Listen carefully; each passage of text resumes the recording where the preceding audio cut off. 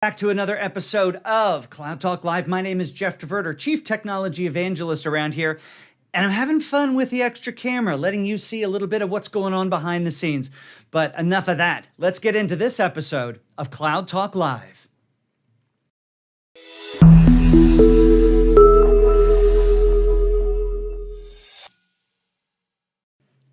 Well, good morning, everyone. It is, I wish I could take the camera and a microphone and just point it out my window. It's a rainy day in San Antonio. And let me tell you, we never get rainy days in San Antonio these days, unfortunately. It's a sad state of affairs with the drought that's going on, but that's just the way it is, unfortunately. But, at any rate, we get to spend some time here on another episode of Cloud Talk Live. I forgot to play the music. I just played the wrong music. Sometimes it goes smooth. Sometimes it doesn't go quite as smooth as you might want it to. But what I do want to do is get into the meat of the matter. So if you are here and you're watching this show, I would love for you to introduce yourself. Tell me who you are. Tell me where you are in the world. And clicky button here. There we are. Now it's all working. And introduce yourselves. This is so much more fun when we get to talk to each other and know each other's names. You know me. I would love to know who you are and where you are. Well, folks, here on Cloud Talk Live, this is part of our Solve program here at Rackspace. So if you go over to rackspace.com/solve, SOLVE, well, there's all sorts of thought leadership content over there. And you know what's not there? Sales material. No, it's just stuff there to help make you a more informed technology individual, whether you're an architect, whether you're an IT leader, whether you're a decision maker, whether you're in IT sales, doesn't matter where you are. Maybe you're just IT curious. Who knows? But I'm just glad that you're here. Like Susan Price, who's here. Welcome back, Susan, to the show. Kimberly Kelly's here from Dallas. Lagos, Nigeria, making another appearance. I'm so glad that you're here. Mexico's here. Hey, if you're Spanish speaking, we got my guest is from Venezuela. We'll see if we get to speak any Spanish today. My Spanish is horrible, but hers is fantastic. She grew up speaking it. All right, who else do we have here? We've got Chris, college professor. Hey, here to learn a few more things. Maybe you should come on and teach us a few things.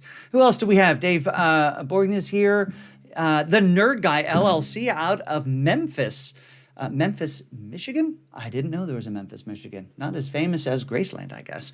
But I would love to learn more about you, David, and what you've got going on, the Nerd Guy. India is, of course, here, one of our larger populations, geographically speaking, who show up are our good friends over in India. Well, folks, as I mentioned, this is Cloud Talk Live. This is the show where we get in and tell you all the things that are going on, and all of this audio makes its way down into the podcast stream. That's right, which means that if you subscribe to the podcast Cloud Talk, there's a great new episode out there with my good friend Mark. Well, then you're going to get not only that original content over there, but you're also going to get content, the audio from these. So should you miss it, you're still going to get it. Hey, Mark's here from Cleveland. Mark, I was just out in Columbus. Was I in Columbus? That's where I was. I was there for a day. It's a beautiful city. First time I was there. Atlanta, Georgia, making a show. Chicago, Illinois. When I went to Columbus, I flew through Chicago. In fact, we're going to talk about all of our guests through the lens of Jeff's crazy travel schedule, which is too much, might I add. All right, well, before we get in here and get our guest up here, I had a few things I wanted to visit with you about.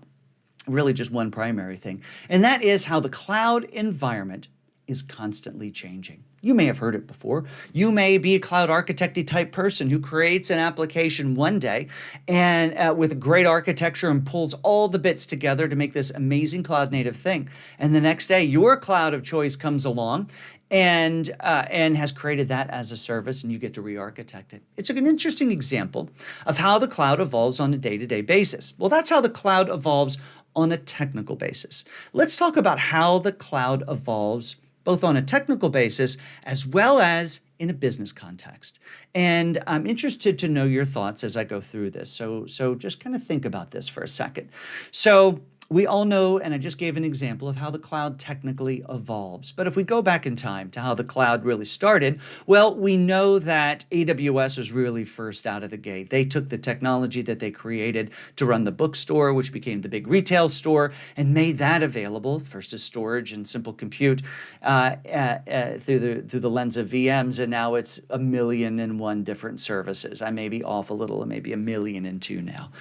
But last year, around this time, I would imagine that Microsoft is having some very interesting conversations with the folks over at OpenAI, to the point that when January comes around here in 2023, they're making announcements of a $10 billion investment, 59% stake in OpenAI. And very quickly, it looked like it happened instantaneously. But I think there was some engineering going on behind the scenes, maybe even starting about now, this time last year, to where you get to the point mid-year this year and you find these AI technologies showing up all throughout Microsoft's stack. They call it Copilot. And whether that is showing up inside of your office environment, whether that's in Outlook, whether it's helping you as in prompts inside of Word, whether it's helping you architect solutions inside of the cloud itself, or letting you play what's the story behind the numbers in your Power BI dashboards. OpenAI and generative AI now finds itself inside of the Microsoft stack all up, and it's coming faster and furious every day, to the point that now there are articles being written about how AWS, wait for it, has to catch up. Can you believe that? In this short amount of time, hero doesn't go to zero, but now they're playing catch up, especially in the AI game. In fact, when you look at the growth of those clouds, you find that AWS now the power of numbers is really starting to hurt them as well, meaning there are so many people using it that the percentages really start to go down, even when they continue to grow at blistering rates. But it is slowing. Can you believe that AI is really that thing? Now you find about 2 weeks ago, Microsoft, AWS makes this massive investment in their own generative AI platform, committing to $4 billion of infrastructure spend with them over time, I forget the timeline, but now they're using that to be that Kickstarter for them. And that really begs the question is, as the cloud evolves, both on a business and on a technical level, how does that impact you? So as we go through our chat today, now our chat doesn't get into tons of cloudy things, but I would love to hear your thoughts in and around how the cloud's evolution, both on the business and technical side, is both helping and maybe even hurting your own efforts. Now, I'm going to pull Mark's comment here up, where Mark says, any talks with NVIDIA to help them get customers for their new processing services? Well, there's a lot going on there. Actually, Rackspace, I'm not here to pitch Rackspace, but Rackspace has entered into an agreement with them. If you're going to any of the conferences this year, VMware Explore, Dell Technologies World, we just came back from Google Next, we got Microsoft Ignite coming up, and followed by AWS's reInvent. NVIDIA's at all of them. They've got it's pretty incredible.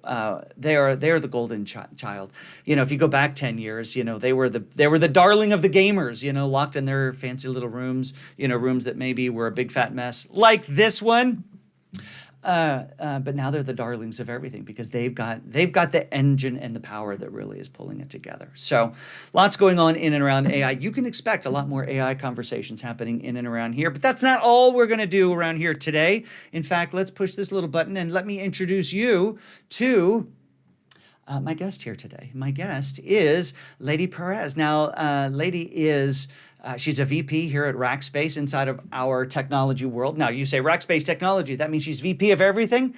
Well, specifically, you know, we've got products and services that we make available to our customers. But we also have a bunch of IT that makes the place run, whether that is in CRM systems, whether that is in our Salesforce stuff or other areas.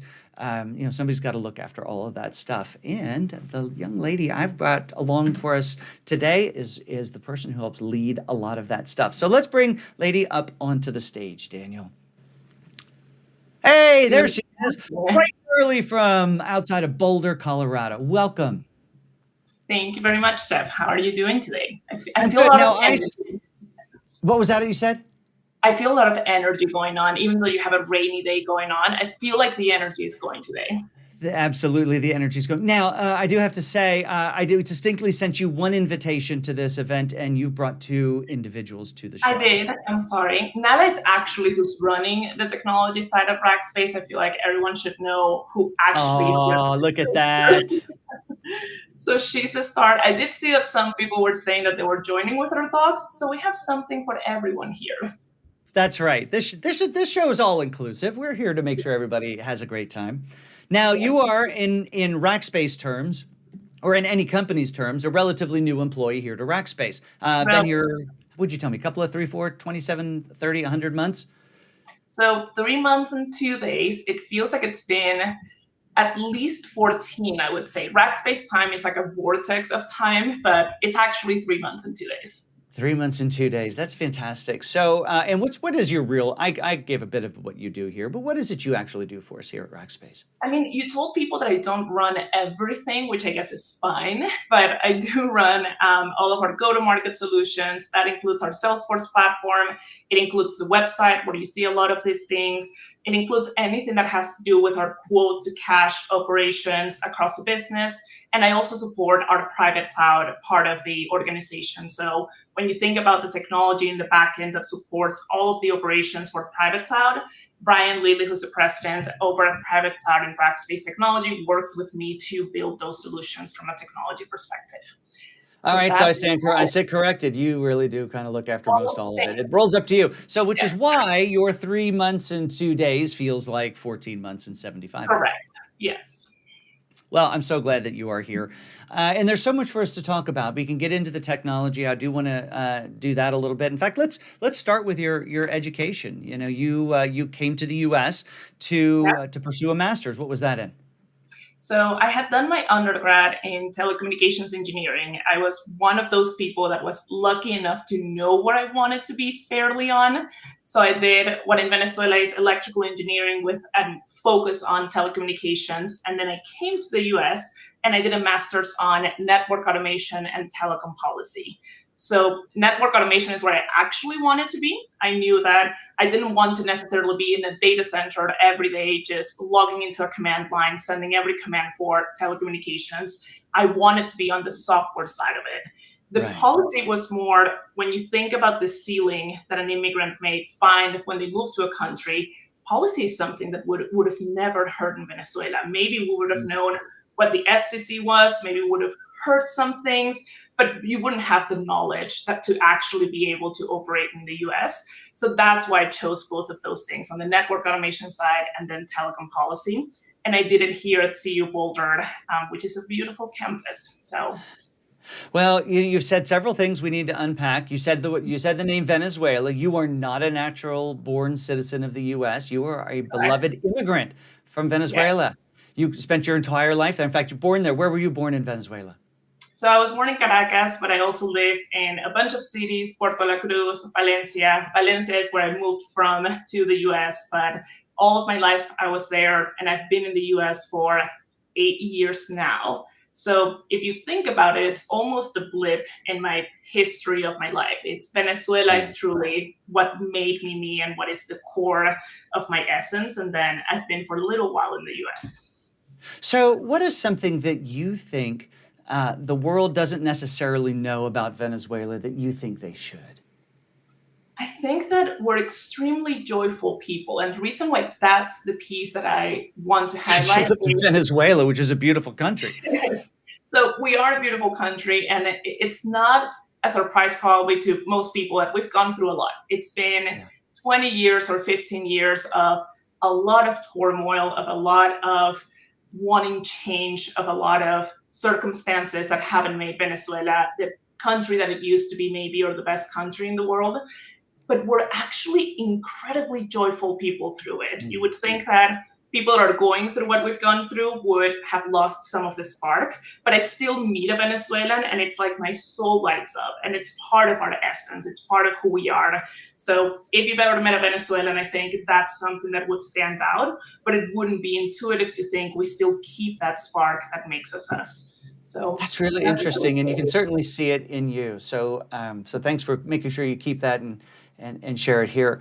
Now, yeah. coming from Venezuela, you have you want to pursue a master's program, and I would imagine first on your list is let me go find the most prestigious university I can find. Absolutely. No. So, and I know you're asking this, you know this story. Oh, So, I know. I'm leading the witness, 100% leading the witness. yes, 100%. So, when I was coming to the US, I have a sister that had already moved here. I knew that immigration was just a very tall task in general for any human going through it.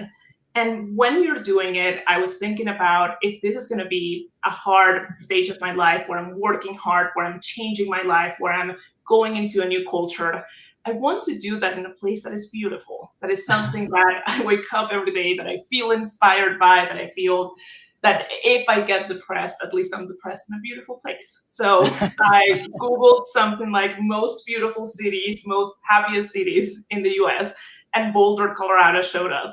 And then it turned out that there was actually a university that had a master's that matched my career. My brother-in-law knew the university, he could vouch for the quality of it.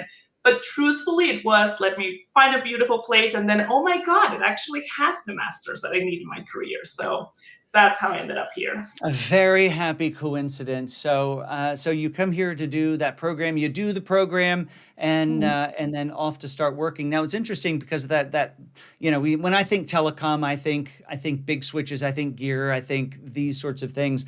But your Yep. focus and your desire was really to dig into it on the software side, which even when there's hardware under the covers, it really is software that drives it all. Correct. And even when I started my career, so I was doing the master's and I started working at Seiyu Group, which is more of an infrastructure company. And as I was there, my first focus was APIs into the systems. Every Yeah. single API that our customers use to interact with the business, that's the first thing that I raised my hand and said, I can drive that, we can do it, let's get into that space. So it truly was, I still went into infrastructure, but I made a software pocket inside of the company and said, we're going to approach our customers from a software perspective. And they gave me the opportunity to do that. So it all was able to connect really nicely. And then I'm at Rackspace on the technology side. So it's turned out well.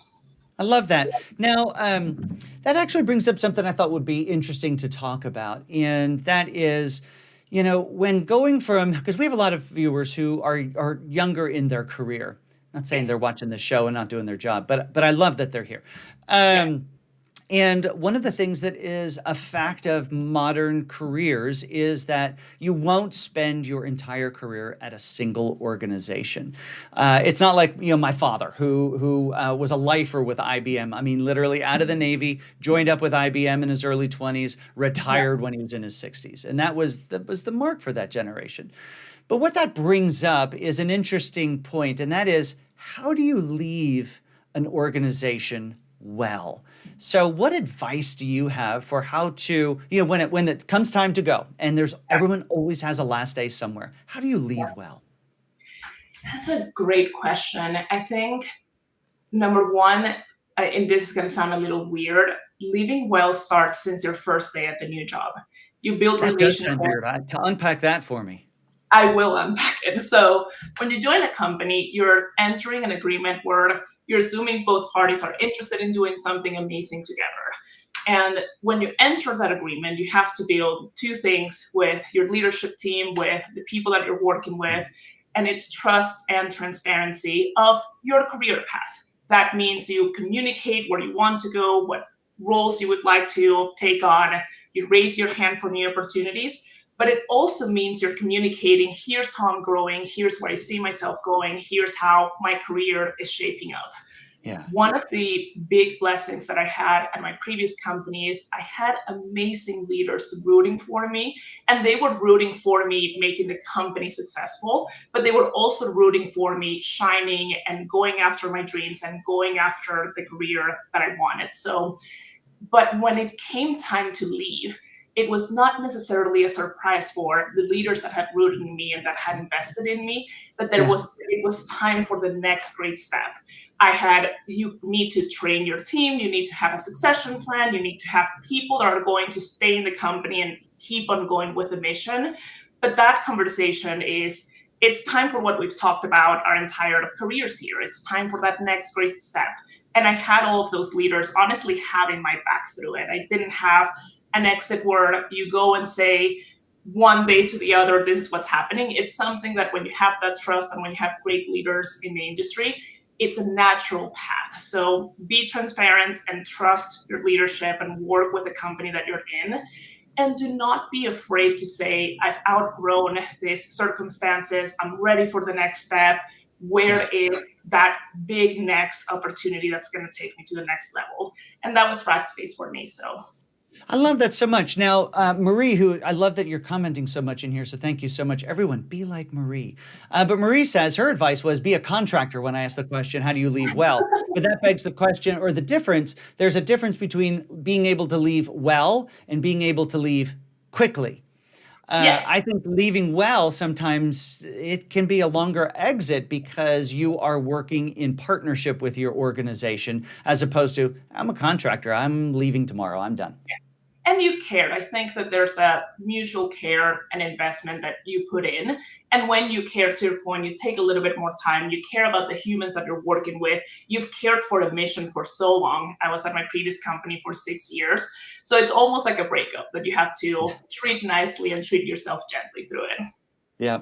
Now, you bring up the word care, and because there is so much heart and so much, you can't just, you know what phrase I hate? I didn't plan to talk about this today, but you know what phrase I hate is, hey, it's not personal, it's just business. That's the Oh, worst phrase. That's the worst phrase in the human dialect language, and ultimately because if you're doing it well, it is both personal and it is business. Because you said it super well. Your leaders are rooting for you, not for yeah, your position, for yeah. you.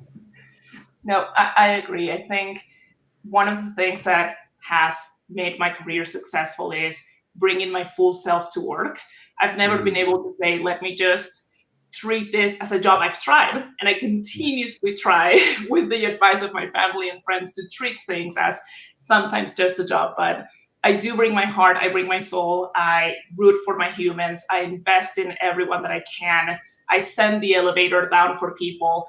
And ultimately, the people are what makes the company. The people are what makes the essence.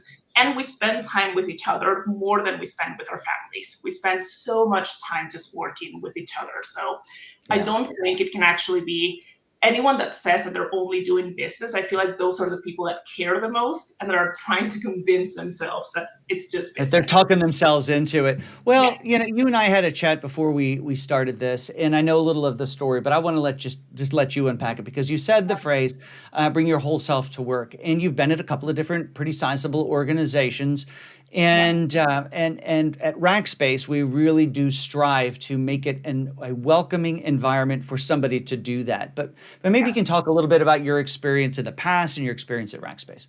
Yes. So one thing, when I joined Rackspace because it was a community of technologists. So I was thinking about technology, I was thinking about talent, I was thinking about agility to the market, I was thinking about AI being at the forefront of that industry. Then I joined my first day, and on my first day, within hours, someone sends me a message and it's like, Buenos dias, ¿cómo estás? Bienvenida a Rackspace, and speaks to me in Spanish. And you have no idea what that simple second meant to me. And I was like, oh my God, I can actually bring myself and speak in both languages. And it was like that moment, I was like, okay, cool. There's like at least one human that I can talk to. And then I joined one of the organization meetings, and there was so much diversity. And I'm not talking check the box diversity. You can tell Yeah. when a company has check the box diversity. You can tell when you're the only person in the room that looks a certain way, when I feel like I have to be self-conscious about my accent, when I don't see people that look like me. But I joined this call and there were people from all walks of life, all ages, and it sounds like a movie and it sounds like Rackspace is giving me a script to say this, but it was literally my experience that I joined, and there were a lot of Spanish speaking people, a lot of people from India, a lot of people from different parts of the US, different backgrounds. And for the first time, I actually felt like, one, I was not the odd one out. I was not the Mm, one that needed to be careful, that needed to shape myself. But two, like I actually could, to your point, bring not only US lady, which is a lady that has been shaping for 8 years, but Venezuela lady into work and connect with people at that level. And that meant so much to me in a level that is, I wouldn't even say that, oh, Rackspace is diverse, let's make it align. I would say we practice true organic integration of cultures and diversity and backgrounds that Yeah. makes you feel different when you're there and just makes the conversation different, the ideas, the collaboration, everything changes when you're in an environment like that. So that has been quite an experience for me. And someone told me yesterday, actually, like, how did you even get this lucky when you were just looking for technology? And I do feel like I got very, very lucky.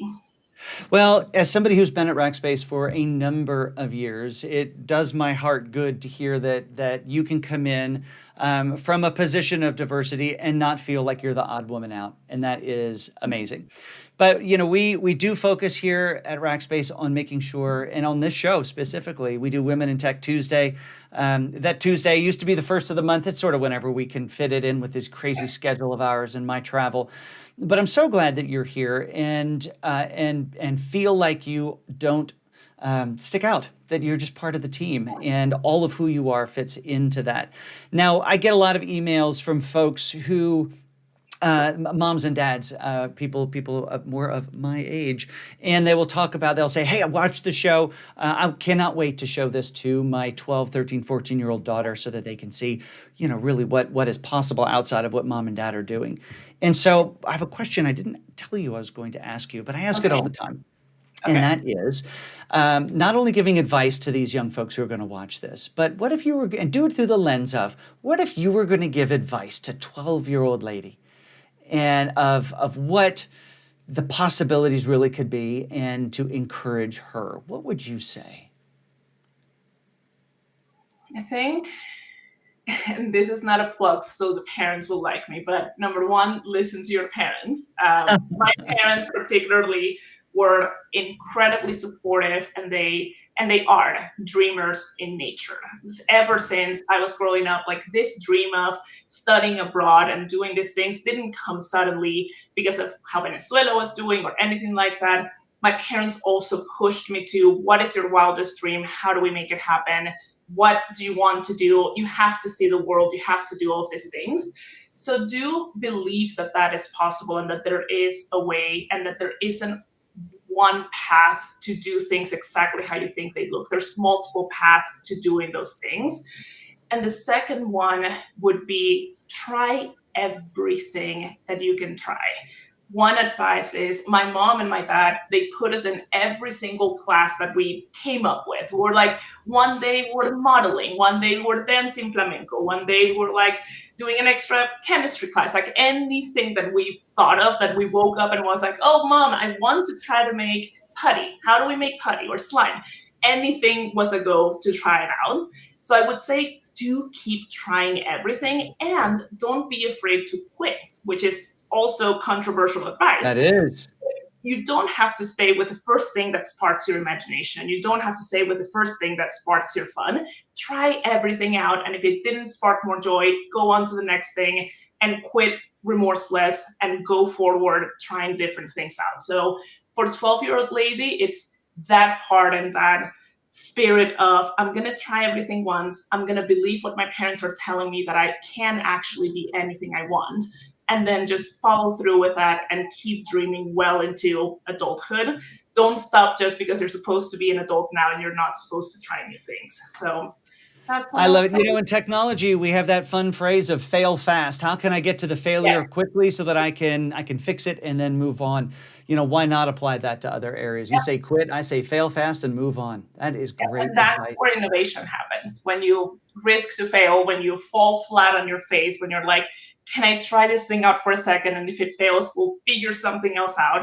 And you also need leaders that allow you to have a little fun with doing that. That's right. And if you don't, let's go back to that part of the conversation of how to leave well and go find some that do.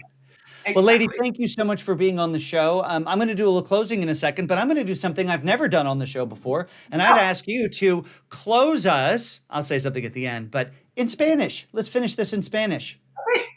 Bueno, muchísimas gracias, muchachos, por unirse. Estamos en un mes en que los Estados Unidos se celebra nuestra heritage y que tenemos muchas oportunidades para hacer mucho. Diviértanse, dream big. Eso no era en español, pero déjenme poner el plug.